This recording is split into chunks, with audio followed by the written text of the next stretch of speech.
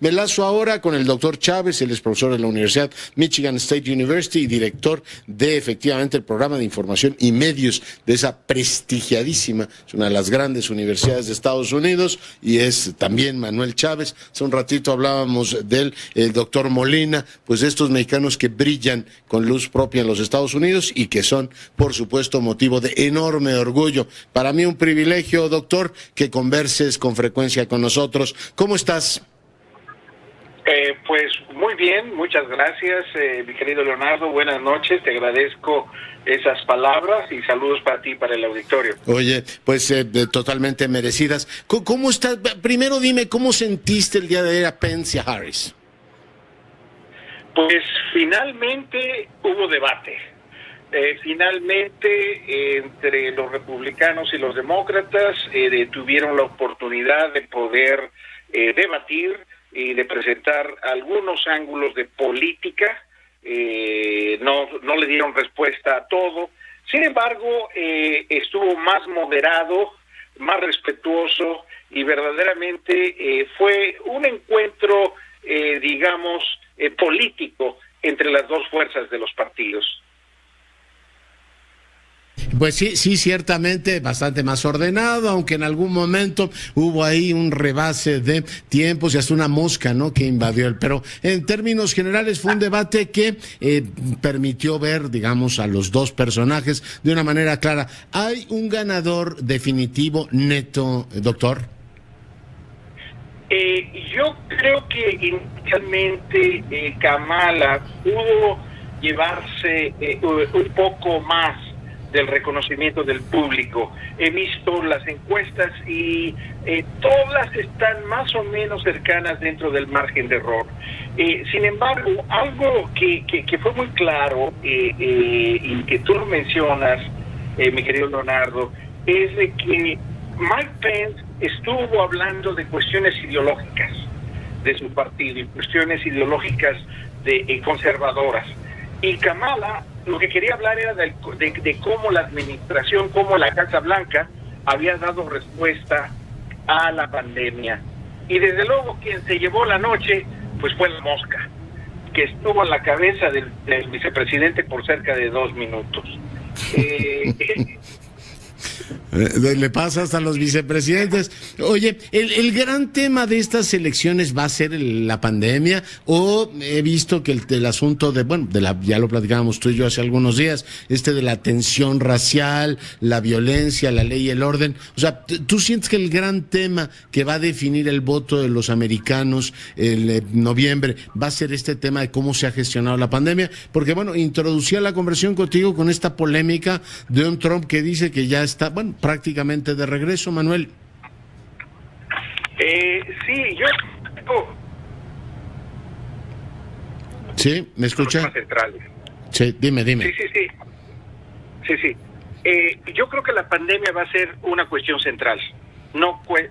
Verdaderamente, yo creo que esa va a ser una de las partes esenciales de la elección. Y yo creo que también se va a dar el hecho de la violencia, del abuso de las policías contra las minorías, específicamente, desde luego, contra los negros, ¿verdad? Contra los afroamericanos. Yo creo que en esos dos temas es donde se van a definir las cosas, y desde luego tú sabes que quienes son republicanos de corazón van a votar al presidente única y exclusivamente por las armas y por las cuestiones del aborto. Y desde luego, quienes quieren votar demócratas van a estar votando simplemente por las cuestiones de los sindicatos y por las cuestiones más liberales del medio ambiente y de la protección a la salud. Yeah. Pero yo sí creo que efectivamente la pandemia va a ser uno de los temas, si no el tema central, porque si tú hasta hace, ¿qué te puedo decir?, 2 horas y media, le hicieron una entrevista al director de las enfermedades infecciosas del centro del CDC, del Centro para el Control de Enfermedades, y decía que se necesitan 10 días para asegurarse de que el presidente no pueda contaminar y que esté saludable para regresar a trabajar. y el presidente ya quiere regresar a trabajar mañana. O sea, el sábado él quiere ya estar, dentro de 2 días, quiere ya estar en la Casa Blanca, aunque desde luego no ha parado con sus tweets, así que ya veremos si le ha afectado algo. Yo creo que no, sigue tuiteando y sigue impactando la discusión política en los Estados Unidos. Oye, ¿y hay claridad sobre el calendario, digamos, de los debates? Porque, bueno, si yo fuese Biden le diría, pues usted haga lo que quiera, pero yo no voy a debatir con usted hasta que no me enseñe una prueba que ya no tiene COVID. En fin, ¿qué hay sobre este tema, doctor? Uno de los temas es el hecho de que se pudiera realizar el debate virtual. El presidente, desde luego, como tú lo mencionaste en la introducción, ya dijo que no, que él no aceptaría hacer un debate virtual, que él no va a perder tiempo en ello. Pero el vicepresidente, que Biden, declaró hoy, hace también unas horas, que él se va a presentar para el debate en octubre, el 22 de octubre, y llegue el presidente o no llegue el presidente, ahí van a estar. Y yo creo que ahorita va a ser un debate entre los administradores de campaña para poder definir de qué manera pueden arreglar esto. Sin embargo, el presidente quiere tener debate y pues ya veremos si sucede, pero con un moderador diferente que pueda controlar al presidente. Que lo pueda controlar. Oye, finalmente preguntarte esto del grupo que desarticuló el FBI, que en teoría iba a atentar contra la gobernadora Whitmer, ¿es noticia falsa o es algo que se ha corroborado, Manuel? Efectivamente, estuve en la entrevista de prensa de la gobernadora, y verdaderamente fue una cosa seria, porque te quiero decir, compartirlo contigo y con el auditorio, que quien hizo el arresto y quien dio las declaraciones porque no solo solamente una persona, son 12 inicialmente, fue el procurador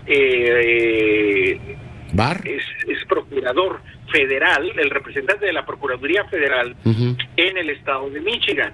No es el procurador estatal. Sí. La procuradora estatal estaba con la gobernadora y precisamente aclarando los detalles de los arrestos y de las intenciones que tenían, no solamente de secuestrarla, pero de asesinarla y de tomar el Capitolio de Michigan para eliminar al extremismo del gobierno que representa la gobernadora demócrata.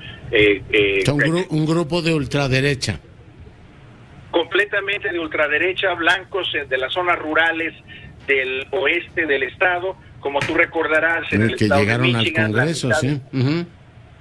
Correcto, el estado, la mitad del estado hacia el sur, pues es una zona urbana, son ciudades, Detroit, Lansing y Grand Rapids, pero después de estas 3 ciudades hacia el norte y hacia el oeste es verdaderamente toda la zona rural. Sí. Son zonas rurales, despobladas, y es ahí donde ha florecido estas milicias de extrema derecha. Que están consumiendo información en redes sociales, que está envenenando la convivencia. Ayer me decía Manuel Agustín Barrios Gómez un dato que yo había perdido de vista, que en los últimos tiempos se han vendido más de 2 millones de armas en todos los Estados Unidos. O sea que la gente trae esta idea de que o los demócratas quieren efectivamente alterar la segunda enmienda, que es un tema muy polémico, pero por otro lado este ambiente de crispación pues no se lleva bien con las armas, mi querido doctor. No, efectivamente, y una cosa que a mí me está empezando a alarmar es el hecho, precisamente por un lado, de ese grupo de gente que está armándose, está comprando armas y que de alguna manera está poniéndole atención a este mensaje de división y a este mensaje de confrontación del presidente, y que puede no reconocer las elecciones y que pudiera abrirse pues una fisura entre que ya existe desde luego en la sociedad norteamericana y que pudiera generar violencia y que pudiera generar pues ataques, desde luego, entre las extremas de los dos. Muy inquietante esto que nos narras, ¿no? Que una instancia federal haya desarticulado este grupo que quería, digamos, atentar contra la gobernadora Whitmer. Pues mi querido doctor, te mando un gran abrazo y estamos pendientes.